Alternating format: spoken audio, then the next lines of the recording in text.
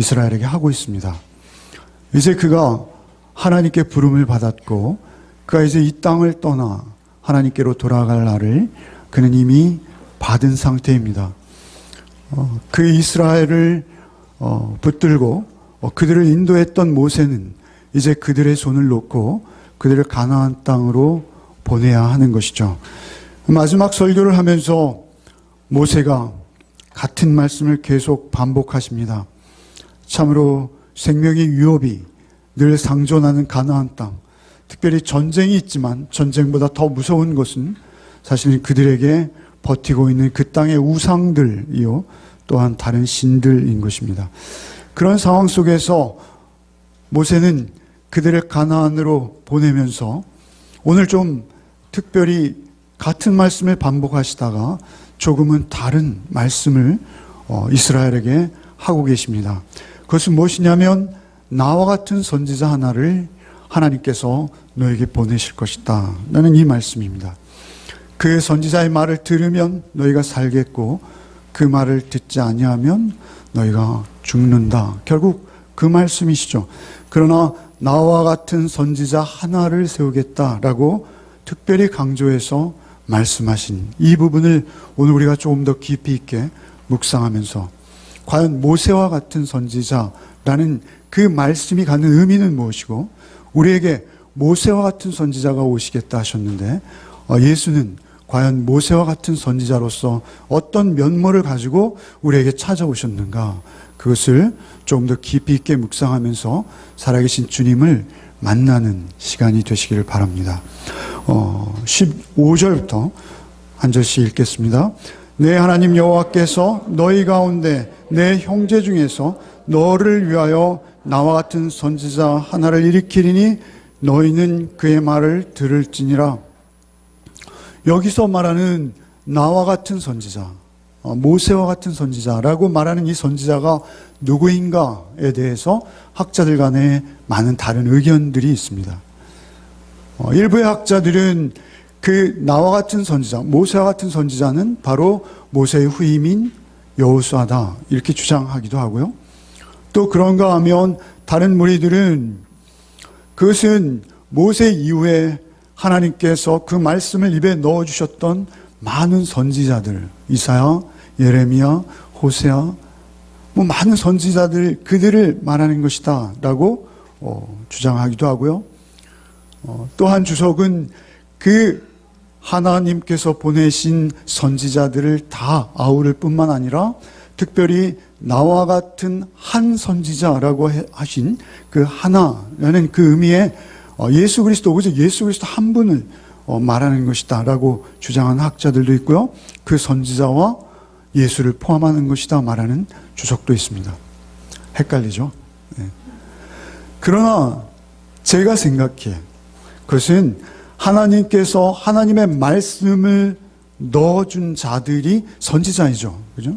그렇다면 그 선지자라는 단어의 의미에서 우리가 찾게 되는 것은 하나님의 말씀을 가지고 이 땅에 와서 또 우리와 같은 성정을 가지고 태어난 자라 할지라도 하나님의 말씀을 담고 그 불붙는 듯한 하나님의 말씀을 우리에게 전해주셨던 온갖 박해와 온갖 위험을 무릅쓰고 그 말씀을 우리에게 그대로 대언해 주셨던 모든 선지자, 그리고 예수 그리스도를 포함한다라고 여기는 것이죠. 그 선지자라는 이 말씀은 신약 성경에 굉장히 많이 등장하고 있습니다. 그래서 우리는 그분이 반드시 예수 그리스도다라는 것을 확인할 수 있어요. 제가 몇 군데를 읽어드리면요. 요한복음 1장 45절에요. 빌립이 나다나엘을 찾아 이렇게 말합니다. 빌립이 나다나엘을 찾아 이르되 모세가 율법에 기록하였고 여러 선지자가 기록한 그 일을 우리가 만났으니 요셉의 아들 나사렛 예수 그리스도시라 이렇게 말하고 있죠. 그런가 하면 요한복음 6장 14절에 오병이어의 기적을 체험한 이스라엘 사람들이 이렇게 말합니다. 사람들이 예수의 행하신 이 표적을 보고 말하되 이는 참으로 세상에 오실 그 선지자라. 그 선지자. 그런가 하면 요한복음 7장 40절에 수전절 예수께서 믿는 자의 배에서 생수의 강이 나리라. 그 수전자 설교를 들은 그 놀라운 깨달음을 얻은 그들이 예수를 향해서 이렇게 말하고 있습니다. 이 말씀을 들은 무리 중에 혹은 이가 참으로 그 선지자라 이렇게 말하고 있죠. 그런가 하면 오순절 성령께서 강림하시고 베드로 사도께서는 사도행전 3장 말씀에 이스라엘에게 복음을 증거하시며 이렇게 말씀하시죠. 사도행전 3장 20절 이하에 또 주께서 너희를 위하여 예정하신 그리스도 곧 예수를 보내시리니 하나님이 영원 전부터 기록한 선지자의 입을 의탁하여 말씀하신 바 만유를 회복하실 때까지 하늘이 마땅히 그를 받아들이라. 모세가 말하되 주 하나님이 너희를 위하여 너희 형제 가운데 나 같은 선지자 하나를 세울 것이니 너희가 무엇이든지 그 모든 말씀을 들을 것이라 이렇게 언급하고 있습니다. 정확히 신명기 오늘 18장 본문 말씀을 베드로 사도께서 인용하고 계신 것이고요. 그런가 하면 사도행전 7장에 보면 스데반은 더 구체적으로 그 선지자를 설교 중에 인용하십니다. 사도행전 7장 37절에 이스라엘 자손을 대하여 하나님이 너희 형제 가운데 나와 같은 선지자를 세우리라 하던 자가 곧 이 모세라 이렇게 말씀하시고 그 말씀을 이어가시는 것을 볼 수가 있습니다. 분명한 것은 그 선지자는 바로 예수이신 것이죠. 우리가 부인할 수 없는 사실입니다. 그 예수가 모세와 같은 선지자라는 점에서 우리는 오늘 모세와 예수를 비교하며 더 깊이 좀 들어가 보기를 원하는 것이죠. 16절 17절 한번 같이 읽겠습니다. 이것이 곧 내가 총회의 날에 호렙산에서 내 하나님 여호와께 구한 것이라. 곧 내가 말하기를 내가 다시는 내 하나님 여호와의 음성을 듣지 않게 하시고 다시는 이 큰 불을 보지 않게 하소서. 두렵건대 내가 죽을까 하나이다 하매 여호와께서 내게 이르시되 그들의 말이 옳도다. 이것은 그들이 총회의 날 시내산에서 하나님의 율법, 하나님의 계명을 받을 때를 회상하면서 모세가 그들의 기억을 다시 불러일으키는 것이죠. 그들의 시내산이 불타는 것 같은 불꽃과 같이 임하시는 하나님의 임재를 보고 두려웠습니다. 너무 무서웠습니다. 그래서 그들이 모세에게 부탁하기를 내가 다시는 내 하나님 여호와의 음성을 듣지 않게 하시고 다시는 이 큰 불을 보지 않게 하소서. 듣는 것, 보는 것 다 두렵습니다. 당신이 나가서 듣고 배웠고 그 말씀으로 우리에게 말씀해 주십시오. 이것은 너무나 당연한 것이죠. 우리가 잘 알고 있듯이 우리 인간은 다 죄인입니다. 아담의 자손으로서 정령 내가 이것을 먹으면 죽으리라 라는 그 말씀을 순종하지 않고 우리가 선악을 알게 하는 그 나무의 실과를 먹은 이후에 우리가 하나님의 자리에 올라서 하나님을 떠나버린, 오히려 선과 악의 주체는 오직 하나님 한 분이시건만 우리가 선과 악을 분별하며 하나님을 우리의 마음과 영혼에서 몰아버린 불순종의 아들들로 우리는 이 땅에 오는 것이죠. 그렇게 우리는 절대의이시오 절대 거룩이신 하나님 앞에 나갈 수 없게 된 것이요. 그 절대의이신 하나님 앞에 우리가 나간다는 것은 곧 심판을 의미하기에 우리가 그 소멸하는 불이라는 표현으로 많이 회자 되시는 그 하나님의 불을 우리는 두려워할 수밖에, 하나님의 심판을 두려워할 수밖에 없는 존재가 된 것입니다. 하나님을 그나마 우리가 감지하고 하나님이 하나님 되심을 알기 시작할 때 우리는 하나님 앞에 큰 두려움을 느낄 수밖에 없는 존재입니다. 그렇게 우리가 하나님 앞에 두려워하고 있을 때 하나님께서는 그들의 말이 옳다 이렇게 말씀하세요. 그들의 말이 옳다. 하나님은 부정하고 불의한 우리를 보시고 심판하지 않을 수 없으신 하나님이시기에 그렇게 그들은 하나님으로부터 옳다라는 말을 듣는 것이죠. 18절, 19절 한번 읽겠습니다. 내가 그들의 형제 중에서 너와 같은 선지자 하나를 그들을 위하여 일으키고 내 말을 그 입에 두리니 내가 그에게 명령하는 것을 그가 우리에게 다 말하리라. 누구든지 내 이름으로 전하는 내 말을 듣지 아니하는 자는 내게 벌을 받을 것이요. 그 선지자를 세우고 그 입에 내 말을 두겠다 이렇게 말씀하십니다. 선지자는 뭐 하는 사람입니까? 하나님의 말씀을 대언하는 자입니다. 자기의 말을 하는 것이 아니라 하나님의 말씀만을, 순전하신 하나님의 뜻만을, 그것을 가감하지 않고 자기에게 이익이 되든 손해가 되든 자기의 생각과 자기의 가치관이 무엇이든 하나님 앞에 하나님의 말씀만을 온전히 알기 위해 몸부림하며 그 말씀을 있는 그대로 전할 수 있는 자가 선지자인 것이죠. 그런데 사실은 지금 이 시대에 선지자는 없습니다. 우리가 잘 알듯이 이미 성경은 완성된 책이요, 그 안에 등장하는 선지자들의 모형만 우리에게 있을 뿐입니다. 그러나 어찌되었든 그 말씀을 우리가 있는 그대로 전하고 묵상하고 받는 것, 그 일에 매개체로 수고하는 것은 사실 오늘 우리 전부입니다. 왕같은 제사장이요, 우리를 선지자로 부르신 주님 앞에서 말씀을 먼저 접한 우리가 그 말씀을 있는 그대로 듣고 듣는 자만 전할 수 있습니다. 그런데 그 듣고 전할 수 있도록 우리를 부르셨다라는 것이죠. 19절에 누구든지 내 이름으로 전하는 내 말을 듣지 아니하는 자는 내게 벌을 받을 것이요. 그 말씀이 우리에게 주어질 때, 우리에게 들려올 때 그 말씀 우리에게 구원의 축복의 말씀이 될 수도 있고 심판의 말씀이 될 수도 있습니다. 그 말씀이 우리를 가르는 것이죠. 주께서 오셔서 요한복음 8장 51절에 이렇게 말씀하십니다. 진실로 진실로 너에게 이르노니 사람이 내 말을 지키면 죽음을 영원히 보지 아니하리라. 요한복음 12장 47절 이하에 사람이 내 말을 듣고 지키지 아니할지라도 내가 저를 심판하지 아니하노니 내가 온 것은 세상을 심판하려 하며요 세상을 구원하려 함이라. 나를 저버리고 내 말을 받지 아니하는 자는 심판할 이가 있으니 곧 나의 한 그 말이 마지막 날에 저를 심판하리라. 이렇게 말씀하십니다. 주님께서는 우리를 심판하러 오신 것이 아니라 구원하러 오셨습니다. 그리고 주께서는 우리에게 말씀을 주셨습니다. 그런데 그 말씀을 우리가 어떻게 받는가에 따라서 우리의 상황은 전혀 반대로 나갈 수 있는 것입니다.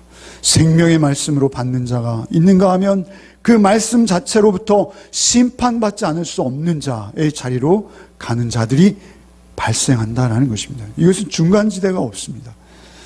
그래서 양이면 양, 염소면 염소로 우리를 그 말씀에 순종하는 자 아니면 불순종하는 자로 나누는 것입니다. 20절, 21절, 22절 마지막으로 한번 읽겠습니다. 만일 어떤 선지자가 내가 전하라고 명령하지 아니한 말을 제 마음대로 내 이름으로 전하든지 다른 신들의 이름으로 말하면 그 선지자는 죽임을 당하리라 하셨느니라. 내가 마음속으로 이르기를 그 말이 여호와께서 이르신 말씀인지 우리가 어떻게 알려 하리라.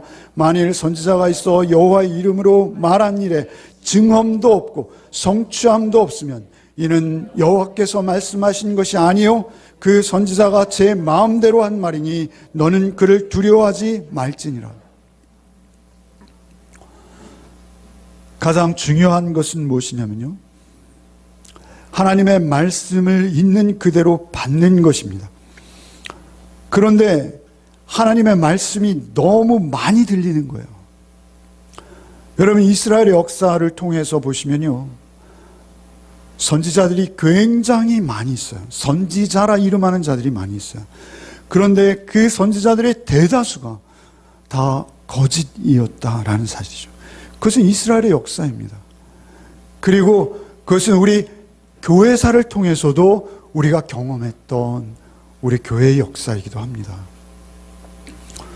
그래서 그들은 이렇게 묻고 있습니다. 21절 말씀에 내가 마음속으로 이르기를 그 말이 여호와께서 이르신 말씀인지 우리가 어떻게 알려? 우리보다 훨씬 더 전문적으로 하나님의 말씀을 연구하고 또 그 말씀을 들고 와서 대언하는 자처럼 우리에게 말하는 많은 자들이 있습니다. 그런데 그 말씀을 들을 때 우리가 승복할 때가 많다는 것이죠. 거짓임에도 불구하고 우리가 그 말씀을 따라가는 경우가 너무 많다는 것이죠. 그래서 오히려 구원받는 자들이 소수일 수밖에 없는 것이 성경이고 교회사이기도 한 것입니다. 그 말씀을 들을 때 우리가 그 말씀이 하나님의 음성인지 어떻게 알겠습니까? 라고 오히려 이스라엘이 반문하고 있는데요.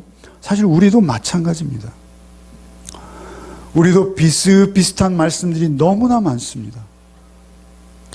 도저히 구분할 수 없는 말씀들이 너무나 많습니다. 그러나 이 시대에 우리에게는 참으로 감사하고 다행인 것은 이 시대에 하나님의 선지자는 없다라고 말씀드렸습니다. 오직 그 선지자의 증언과 진실은 오직 우리가 들고 있는 성경 안에 모두 다 완전하고 충분하게 기록되었습니다. 그리고 그 책은 닫혔습니다. 우리의 성경은 1.1획 추가할 수도 뺄 수도 없는 책으로 우리에게 주어진 것입니다. 그래서 우리는 그 말씀을 들고 설교자를 판단할 수 있는 자입니다. 우리는 그 말씀을 들고 설교자가 진실한지 거짓인지 하나님의 말씀을 하고 있는지 자기 이야기를 하고 있는지 우리는 분별할 수 있는 분별력을 받은 자들입니다. 더군다나 성령 안에서 우리는 말씀을 받았습니다. 그래서 우리는 주님 앞에서 나중에 핑계할 수 없는 자들입니다. 우리는 주님 앞에 핑계할 수 없는 자로 오직 그 말씀이 그러한가 아닌가, 데살로니가 성도들이 그랬듯이 이 말씀이 참으로 진리인가를 여러분 늘 분별하시는 자리에 있어야 합니다. 하나님께서는 그래서 이렇게 말씀하시는 것입니다. 내가 내 마음속으로 이를 그 말이 여호와의 이르신 말씀인지 우리가 어떻게 알리오? 그러자 22절에 이렇게 말씀하십니다. 만일 선지자가 있어 여호와의 이름으로 말한 일에 증언함도 없고 성취함도 없으면, 증언함, 성취함이라는 것은 그 선포된 말대로 되지 않으면 이라는 의미입니다. 거짓을 말하면 안 된다는 것입니다. 진리만을 말해야 된다는 것입니다. 여러분, 성경에는요, 거짓을 말하며 하나님의 선지자 노릇을 하며 영화를 누린 자들이 많이 있습니다. 우리 교회사에도 많이 있습니다. 왜 그런 일이 생기나요? 그것은 우리가 주의 말씀을 분별하지 않고 게으르기 때문에 그렇습니다. 헛된 욕심과 헛된 열정에 사로잡혀서 인생을 엉뚱한 곳에 다 낭비해버리는 그러한 인생들이 너무나 많다는 것이죠. 오직 그 말이 성취되어야 하고 그 말이 증언함이 있어야 된다라는 것이죠. 그 말씀은 진리여야만 된다라는 것입니다. 심지어는 선지자가 그 말을 선포하였지만 그 말이 그 선지자의 생전에 이루어지지 않는 경우도 있습니다. 그런가 하면 오히려 거짓 선지자들이 더 큰 부귀와 영화와 축복 속에 오히려 떵떵거리며 그 생을 마감하는 경우도 있습니다. 그럼에도 불구하고 하나님의 말씀은 변개함이 없고 하나님의 말씀은 오직 하나로 우리에게 찾아오신다는 것을 여러분 잊지 마십시오. 그 말씀을 할 때 여러분 아방 앞에서 400명의 거짓 선지자가 있고 오직 진실한 참 선지자는 미가야 하나뿐이었습니다. 아방만이 그렇습니까? 그 위에 우리가 예레미야서를 보았습니다만 바벨론의 침공이 있을 때 하나냐와 그 거짓 선지자들 모두가 다 그 정권에 또 그 기득권에 붙어서 오직 자기의 이해관계만을 따라서 하나님의 말씀을 왜곡하는 거짓 선지자들, 그 무리 속에 예레미야 홀로 고독히 서 있었던 것을 우린 잘 알지 않습니까? 우리는 늘 잊지 말아야 합니다. 그리고 오직 분별해야 합니다. 내 말을 그 입에 두리니, 기록된 말씀, 그 말씀이 우리의 입에 있어야 돼요. 예레미야는 그 말씀을 전하지 않으면 답답하여 내 속이 불붙는 것 같아서 골수에 사무치니 견딜 수가 없습니다. 그렇게 고백할 수밖에 없는 것이죠. 하나님의 진리의 말씀이 우리를 붙들 때 우리는 그 말씀이 무엇보다 귀한 것입니다. 그 말씀이 우리의 생명이 되는 것이죠. 그 말씀은 무엇과도 비교할 수 없는 것입니다. 그 말씀을 전함으로 인해서 자기가 당할 그 곤혹과 어려움과 핍박과 심지어는 죽음의 협박조차도 그를 그 말씀을 선포하는데 막아서지 못했던 것입니다. 어느 시대나 이 진리는 동일합니다. 우리에게 그 말씀을 있는 그대로 받는 복이 있으시길 바랍니다. 모세가 나와 같은 선지자라고 말하는 이유는 무엇일까요? 모세와 예수님의 공통점은 너무나 많습니다. 여러분, 모세는요, 구약 성경의 4분의 1을 기록했고요. 신구약을 합하면 5분의 1을 기록했습니다. 말씀의 주인공이죠. 우리 예수님은 말씀이 육신이 되어서 오신 분이십니다. 우리가 그 말씀 앞에서, 진리의 말씀 앞에서 어떻게 반응하는 자들입니까? 사실 우리는요, 그 말씀 앞에 제대로 반응할 수 없는 자들이에요. 여러분, 출애굽기 4장 11절 한번 가보겠습니다. 죄송한데요, 한번 찾아서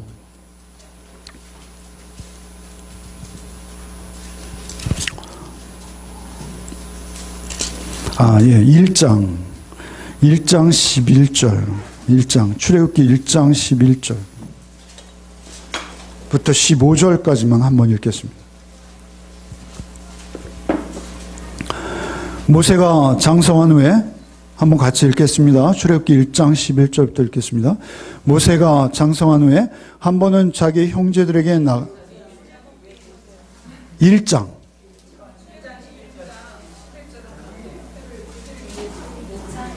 출애굽기 1장 11절. 2장. 예. 2장 11절. 제가 이것을 일부에서는 말로 드렸어요. 말로 드렸는데, 말로 드린 것보다 성경이 낫더라고요. 한번 읽어보겠습니다. 2장 11절 읽겠습니다. 모세가 장성한 후에 한 번은 자기 형제들에게 나가서 그들이 고되게 노동하는 것을 보더니 어떤 애굽 사람이 한 히브리 사람 곧 자기 형제를 치는 것을 본지라 좌우를 살펴 사람이 없음을 보고 애굽 사람을 쳐 죽여 모래 속에 감추니라. 이튿날 다시 나가니 두 히브리 사람이 서로 싸우는지라. 그 잘못한 사람에게 이르되 내가 어찌하여 동포를 치느냐 하매 그가 이르되 누가 우리를 다스리는 자와 재판관으로 삼았느냐. 내가 애굽 사람을 죽인 것처럼 나도 죽이려느냐. 모세가 두려워하 이르되 이 일이 탈로 되었도다. 바로가 이 일을 듣고 모세를 죽이고자 하여 찾는지라. 모세가 바로의 낯을 피하여 미디안 땅에 머물며 하루는 우물 곁에 앉았더라. 여러분, 모세가 말이죠, 요게벳으로부터 그 유아 때 그 성품을 교육받았습니다. 그래서 그는 믿음으로 믿음의 형제로 성장할 수 있었습니다. 그 애굽의 화려한 왕궁에서 그는 성장했죠. 그러나 그는 왕궁에 속한 자가 아니었습니다. 놀랍게도 그는 그 왕궁 안에 있는 그 권모술수와 그 비정함과 그 힘과 오직 부유함을 쫓는 그 인간 군상들 사이에서 그는 진리를 쫓는 하나님의 형제로 자라온 것으로 보입니다. 그래서 그 이스라엘 형제들을 찾았다 했습니다. 오늘 본문에 보면 그 이스라엘 형제들을 찾아왔어요. 그래서 보니까 그 형제들이 노예가 되어서 애굽 사람에게 심한 핍박을 받는 것을 보고 그들을 구원하기로 작정했습니다. 그래서 애굽 사람을 쳐서 죽였습니다. 대단한 용기 아닙니까? 대단한 용기죠. 그리고 그 다음날 이스라엘에게 또 찾아갔어요, 형제들을. 그런데 이스라엘 사람들이 싸우는 거예요. 서로 때리고 싸우는 거예요. 그래서 그 싸움을 말렸습니다. 그러자 그들의 반응이 뭐였죠? 누가 너를 우리의 다스리는 자와 재판장을 삼았느냐. 우리는 우리의 작은 이해관계가 더 심각합니다. 우리는 우리 삶 속에 펼쳐지는 사소한 내 자존심이 더 중요합니다. 그래서 모세를 야박하게 거부하는 것이죠. 그런가 하면 네가 애굽 사람을 죽인 것처럼 나도 죽이려니? 이것은 대단한 공포스러운 말입니다. 모세는 애굽의 법을 잘 알고 있습니다. 그 말을 듣는 순간 상당한 위협을 느꼈을 것이죠. 그리고 실제 바로가 이 일을 듣고 모세를 죽이고자 하여 찾는 그 상황이 된 것입니다. 그는 미디안으로 도망할 수밖에 없었습니다. 여러분, 우리가 하나님의 일을 한다 하면서, 우리가 형제를 위한다 하면서, 우리가 사실은 우리의 조그만 선행과 우리의 노력과 섬김으로 누군가의 영혼이 변화받을 것처럼 여기는 때가 얼마나 많은지요. 여러분, 그건 순진한 생각입니다. 인간은 말이죠, 선행을 보일 수는 있으나 그 본질적으로 인간은 죄인입니다.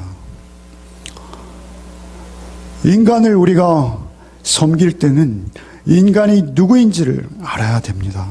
늘 드리는 말씀이지만 인간은 사랑과 섬김의 대상이지 신뢰의 대상이 아닙니다. 어쨌든 그 모세는 이제 하나님 앞에서 빚어지기 시작하는 것입니다. 그 시점부터 모세는 빚어지는 거예요. 그가 미디안 광야에 와서 홀로 앉았을 때 아무것도 없이 하나님은 그를 찾아오십니다. 하나님은 그를 찾아오시는데 그 미디안에서 장장 40년을 지내고서야 하나님께서 찾아오십니다. 모세는 시편에 이렇게 노래하죠. 인생이 강건하면 70이요 80 이렇게 노래합니다. 70이요 80이면 그의 수명이 다한 것입니다. 모세가 이제 80이 되어서 정말 자기는 아무 소유도 없고 그 화려했던 애굽의 궁정과 그 힘과 그 쾌락과 그 모든 것을 등지고 나와서 그 광야에서 장인의 양을 치는 정말 마른 막대기가 하나가 전 재산인 그 상태. 그때 하나님 찾아오세요. 모세야, 모세야 부르십니다. 그 신고 있던 그 초라한 신발마저 벗으라 하십니다. 그리고 모세에게 말씀하기 시작하시는 것이죠. 그때부터 모세는 40년의 연단 후에 이제 하나님의 말씀의 대언자로, 선지자로 쓰임받기 시작하는 것입니다. 그때야 모세는 인간을 안 것이요, 하나님이 누구신지 안 것이요, 모세는 40년의 광야를 통해서 사실 그 마음, 그 생각 속에 가치관의 전쟁이라고 누가 표현했더라고요. 그 가치관의 전쟁을 치루었을 것입니다. 애굽의 군걸과 하나님의 진리의 말씀과 공의와 사랑을 쫓는 삶, 그 저울질을 끝없이 하고 있었을 것입니다. 그 저울질을 하면 할수록 모세는 사실은 하나님 편으로 기울 수밖에 없었을 것입니다. 하나님 편으로 기울어 있었음에도 불구하고 막상 그가 하나님을 찾아왔을 때 모세의 대답은 무엇입니까? 내가 누구이기에? 나는 아무것도 할 수 없습니다. 나는 입술이 어느 나라는 자입니다. 나는 저 대중들 앞에 설 수도 없고 서기도 싫고. 사실은 모세의 심정은 굉장히 복잡했을 것이죠. 그 모세를 통해서 하나님께서 일하시기 원하시는 것입니다. 내가 너와 함께 할 것이다. 내가 너와 함께 할 것이다. 모세가 일하는 것이 아닙니다.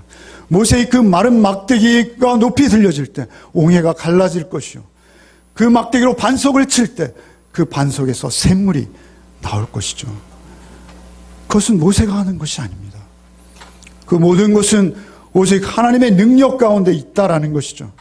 그 노예 근성에 쪄들어 있는 그들을 이끌고 광야로 나와 그 광야에서 다시 40년을 돌고 120세가 돼서 가나안 땅 앞에 섰을 때의 모세의 모습, 그것이 예수 그리스도의 모습과 너무 닮아 있습니다. 세상은 말이죠, 우리는 이렇게 생각합니다. 내가 착한 일도 많이 하고 선행도 많이 하고 사람들에게 칭찬을 받고 내가 적어도 신학교 교수 정도는 되고 내가 목사 정도는 되고 내가 장로 정도는 되어서 그때 하나님의 일을 하리라. 하나님은 그렇게 일하시지 않으십니다. 하나님께서 우리를 통해서 일하시는 것은 순전한 하나님의 말씀에 붙들린 작고 또 작은 그 한 영혼을 통해서 하나님은 일하시기 시작하십니다. 우리 하나님의 방법이십니다. 모세를 낮추시기 원하셨던 하나님, 그래서 다 비워낸 상태에서 오직 그 질그릇 같은 모세에게 찾아오시기 원하셨던 하나님, 당신의 아들을 보내시는데도 동일하게 보내십니다. 그 갈대상자에 아무 힘도 없이 무력하게 둥둥 떠내려가던 모세처럼 예수를 그렇게 오셨습니다. 마국간, 그 냄새나는 그 소의 말의 죽통, 거기에 눕혀지셨죠. 예수께서는 동정녀에게 나셨어요. 얼마나 비참한지요. 그때 사회적 환경과 처지에서 동정녀에게 태어나는 것은 참으로 어려운 일입니다. 그것은 무엇을 의미합니까? 우리가 세상적인 기준, 세상적인 육체, 세상적인 영화로 우리가 영원한 생명에 들어가지 못한다는 것입니다. 우리가 오직 하나님의 영으로, 성령으로 하나님께서 우리에게 찾아오시지 않으면 우리는 생명될 수 없다라는 것을 우리에게 증거하는 것은 아닐까요? 진리와 사랑으로 여러분 하나님의 말씀을 받으셔야 됩니다. 공의와 사랑으로 여러분 하나님 말씀을 받으셔야 됩니다. 그럴 때 우리는 비로소 이 세상에 노예된 그 근성, 세상에 말이죠, 휘둘리는 우리의 마음과 우리의 영혼이 하나님 앞에 비로소 그때 이제 시작되는 것입니다. 그때 우리는 하나님의 진리의 말씀 앞에 다소 붙들린 자로 하나님 앞에 쓰임받을 준비가 이제 시작되는 것입니다.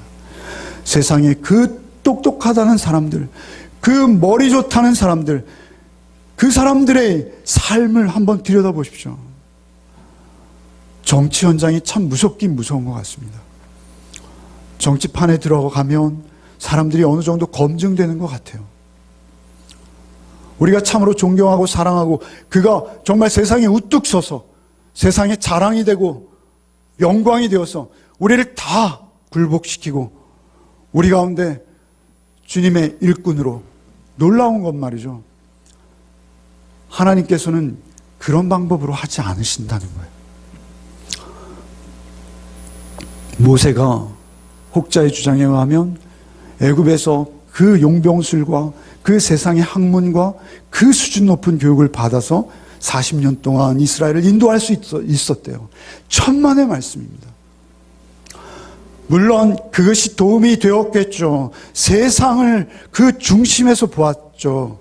하나님 나라와 세상 나라를 비교할 수 있었을 것이죠. 그 비정하고 그 암투와 술수와 권모술수가 난무하는 그 비정한 힘과 그 부유함을 위해선 무엇도 가리지 않는 그들의 삶을 보았겠죠. 그러나 그들의 문화와 문물이 모세에겐 도움이 되지 않습니다. 모세에게는 오히려 그 광야에서 살아온 그 40년의 척박한 삶이 역시 그 광야에서 그 200만을 인도할 때 오히려 유일한 교훈이 되었을 것입니다. 여러분, 우리의 삶은요, 성경에 보십시오. 아브라함의 삶을 한번 보십시오. 아브라함의 삶은요, 엄청난 약속의 말씀이 그에 주어졌지만 누누이 말씀드리잖아요. 아브라함은 그 헤매다가 결국은 이삭 하나 남겨놓고 가는 거예요. 가나안 땅 막벨라 굴 하나 남겨놓고 가는 거예요. 이삭은 어떻습니까? 이삭은 좀 나은가요? 이삭은 쌍둥이 아들을 낳았어요. 그런데 둘이 싸워요. 자기가 사랑하는 첫째 아들의 하나님의 축복을 하고 싶었는데 그것도 자기 뜻대로 이루지 못했습니다.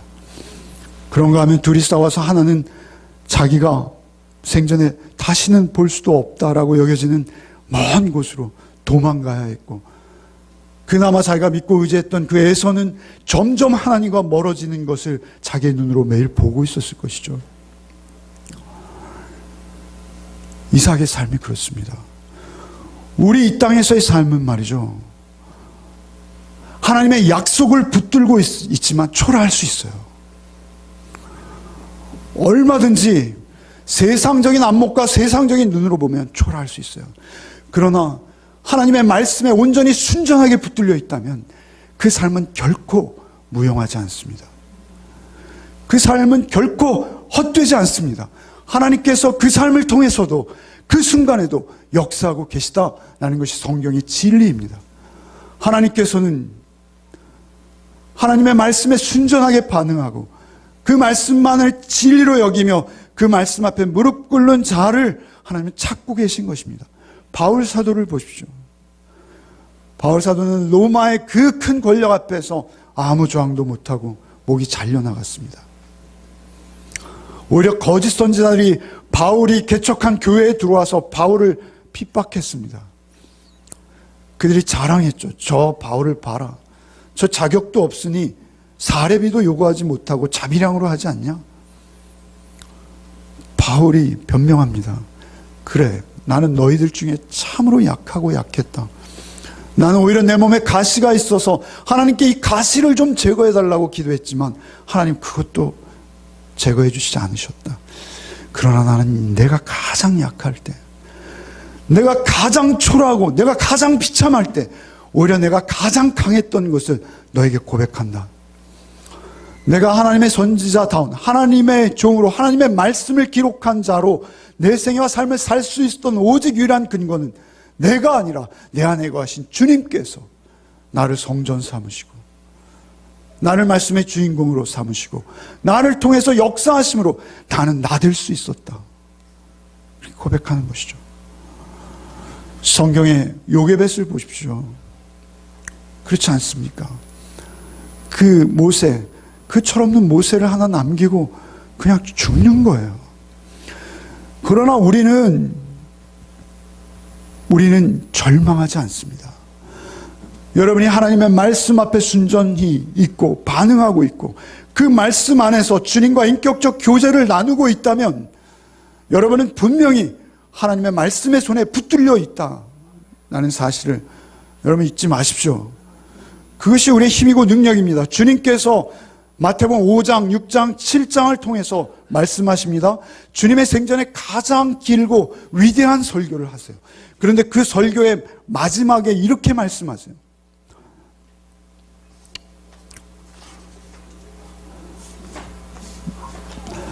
그날에 많은 사람이 나더러 이르되 주여 주여 우리가 주의 이름으로 선지자 노릇을 하며 주의 이름으로 귀신을 쫓아내며 주의 이름으로 많은 권능을 행하지 아니하였나이까.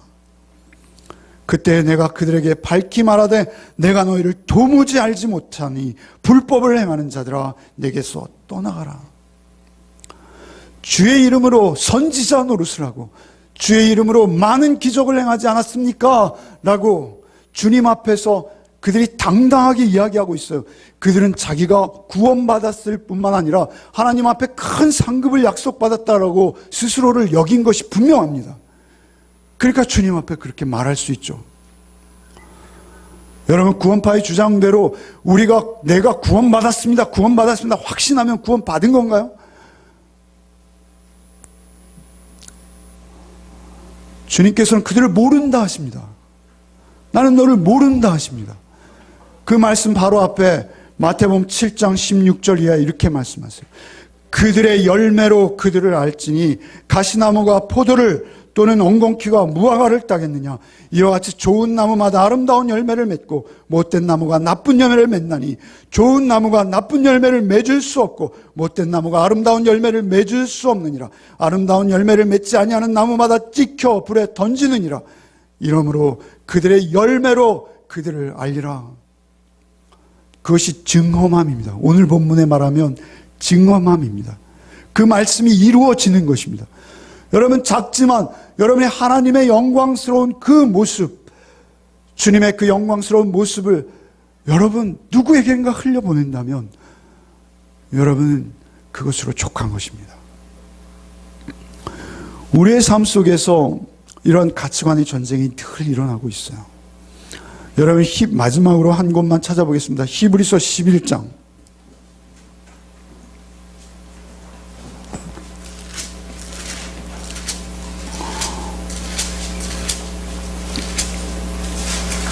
히브리서 11장 23절.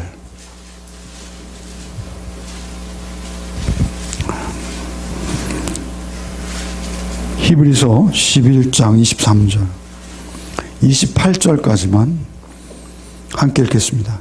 믿음으로 모세가 났을 때 그 부모가 아름다운 아이임을 보고 석 달 동안 숨겨 왕의 명령을 무서워하지 아니하였으며 믿음으로 모세는 장성하여 바로의 공주의 아들이라 칭함받기를 거절하고 도리어 하나님의 백성과 함께 고난받기를 잠시 죄악의 낙을 누리는 것보다 더 좋아하고 그리스도를 위하여 받는 수모를 애굽의 모든 보화보다 더 큰 재물로 여겼으니 이는 상주심을 바라봄이라. 믿음으로 애굽을 떠나 왕의 노함을 무서워하지 아니하고 곧 보이지 아니하는 자를 보는 것 같이 하여 참았으며 믿음으로 유월절과 피 뿌리는 예식을 정하였으니 이는 장자를 멸하는 자로 그들을 건드리지 않게 하려 한 것이며 진리의 말씀, 하나님의 음성, 하나님의 공의와 하나님의 사랑, 오직 하나님 나라와 그의 의를 쫓는, 우리가 무엇을 먹을까, 무엇을 입을까, 무엇을 마실까의 세상 걱정으로 자고 깨면 우리의 삶이 거기에 붙들려 있지 않습니까? 여러분, 하나님 나라의 의를 쫓는 그 삶을 여러분 목말라 하셔야 합니다. 우리의 음식은, 우리의 양식은 우리가 먹는 밥과 반찬이 아니라 하나님 나라의 의와 사랑이 이 땅 가운데 실현되어지기를 바라는 간절함, 그 갈증이 여러분을 그리스도인 되게 하는 것입니다. 여러분이 무엇이 되어서, 대통령이 되어서, 대법관이 되어서, 여러분이 도지사가 되어서 사람들의 많은 자랑과 칭찬 속에서 여러분이 여러분 자신을 증명해내므로 하나님 앞에 칭찬받기를 원하십니까? 그것은 여러분 자신의 자랑이지 하나님의 영광은 아닙니다. 하나님의 영광은 오직 여러분의 모든 욕심과 야욕을 비워내고 비고 비인 자리, 모세의 그 80살 그때가 비로소 하나님의 영광을 담아내고 하나님의 일을 이루어가는 시작이라는 것을 여러분 잊지 마십시오. 우리는 늘 그 가치관 속에서 전도되어지고 넘어지고 자빠지고 의심하고 우리의 나약함을 하나님 앞에 고백하시고 하나님의 성령이 우리를 지배하사 오직 그 성령의 인도 따라서 우리가 우리의 믿음의 선진들을 쫓는 삶을 살게 해주십시오. 이것이 여러분의 기도가 되어야 될 줄 믿습니다. 세상은 아무도 알아주지 않고 아무도 손짓하지 않는다 하더라도 주님 한 분만으로, 주님께서 마지막 여러분이 주님 앞에 섰을 때 내가 널 알아 라고 주님께서 우리를 안다 해주실 그날을 바라보면서 여러분 이 땅에서 오직 하나님의 그 의로우심, 완전한 의와 그 사랑을 여러분 삶 속에 열매로 맺혀드리는 열매 맺는 성도님들 되시기를 바랍니다. 한 주간의 삶 속에서 오직 모세와 같은 선지자 예수, 아니 예수 한 분만으로 여러분 충분하고 행복한 한 주간이 되시기를 바랍니다. 여러분 우리 찬양이 기도라 하는데요, 461장 찬송가 하고 마치겠습니다.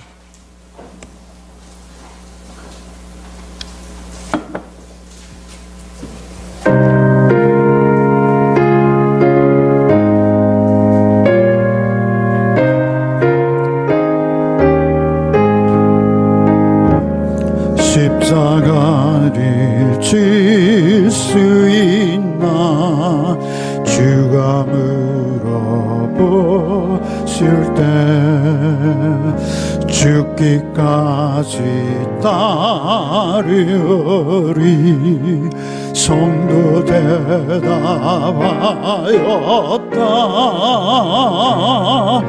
의리의 심령 주의 것이니 주님의 영상 만드소서.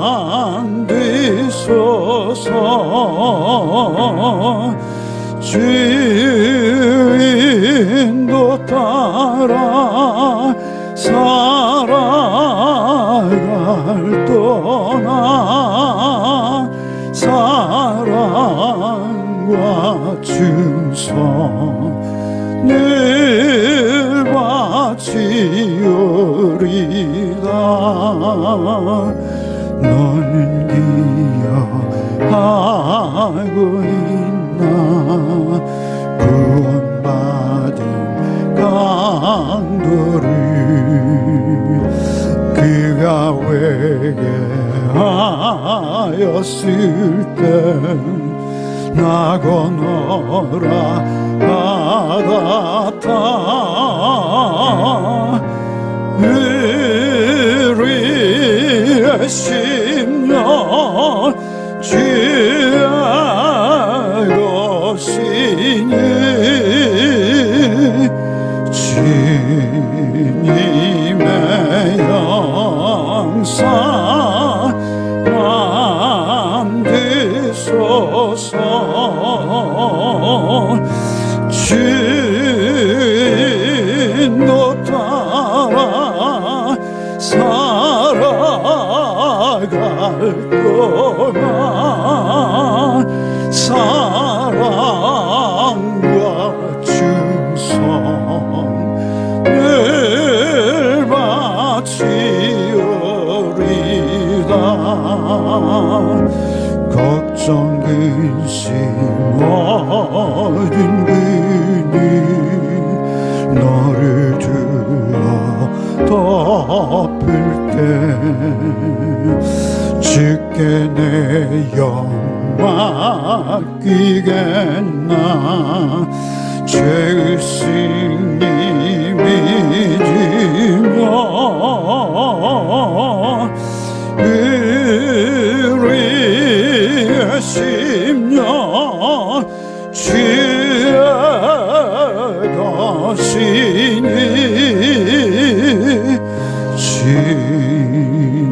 주님의 영상 만드소서.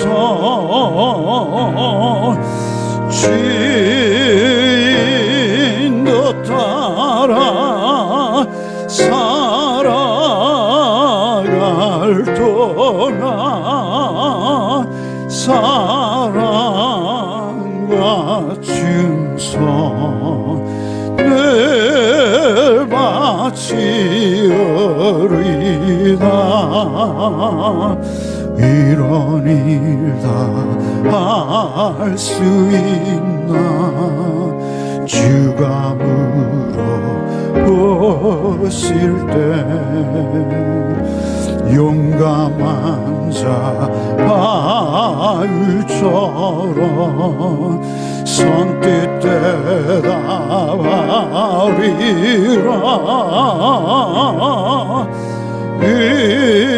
의리의 심령 주의 것이니 주님의 영상 만드소서. 주인도 따라 살아갈 동안 사랑과 충성 늘 바치우리다.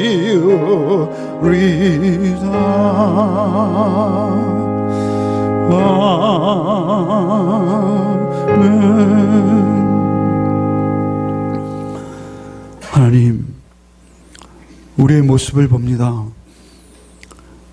우리가 얼마나 우리의 마음과 우리의 중심을 세상에 빼앗겼는지요. 오늘도 우리는 교회의 직분마저도 우리가 돈으로 사고 파는 것이 우리의 일반적인 모습이 아닌지요. 오히려 세상의 모든 학문보다 더 귀한 주님을 알아가는 신학계 학문이 오히려 박사학위가 돈으로 매매되는 시대가 아닌지요. 하나님, 우리가 세상에 우리가 종노릇하면서 교회 안에서조차 우리가 세상의 종이 되어서 우리 성도들도 세상의 모든 마음을 빼앗기고 이렇게 갈팡질팡 방황하며 세상의 칭찬과 영광을 위해서 기꺼이 충성을 위장하는 시대가 아닌지요. 하나님, 우리를 긍휼히 여겨 주옵소서. 우리의 힘과 능으로 할 수 없음을 압니다.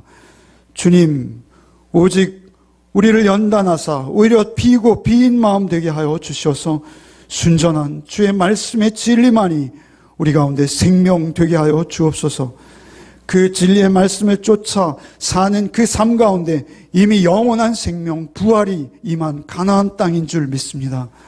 하나님, 우리의 삶 속에서 오직 주의 공의로우심과 그 크신 사랑을 쫓아 우리의 삶을 기꺼이 하늘에 떨어져 썩는 미랄로 주님 앞에 드리는 복이 우리에게 있게 하여 주옵소서. 주께서 우리의 삶 전체를 받아 주옵시고 오직 주의 지혜로 우리가 세상을 판단하며 분별하며 세상 가운데서 주의 진리의 말씀 따라 자론하거나 치우치지 않는 한 주간의 삶이 되게 하여 주옵소서. 우리가 세상을 분별하게 하여 주옵소서. 우리가 투표에도 적극 참여하게 하여 주셔서 이 땅을 복음된 주의 나라로 세우는 일에 우리가 또한 헌신하는 데 게으르지 않도록 우리를 붙들어 주옵소서. 하나님, 우리 한 주간의 삶 속에서도 오직 우리를 진리의 말씀으로 인도하실 말씀이 육신이 되어서 오신 예수 그리스도의 이름 받들어 기도하옵나이다. 아멘. 이제는 우리 구주 예수 그리스도의 은혜와 하나님의 극진하신 사랑과 성령의 교통과 충만케 하시는 은총이 오직 우리의 영원한 선지자 우리 예수 그리스도를 우리 마음, 우리 영혼 중심에 모시고 주님과 교제하며 주님 말씀 안에서 복된 말씀의 전달자로 한 주간의 삶을 살아내기로 결단한 우리의 열매 맺는 성도들 머리 위에 이제로부터 영원토록 함께 계시기를 축원하옵나이다. 아멘.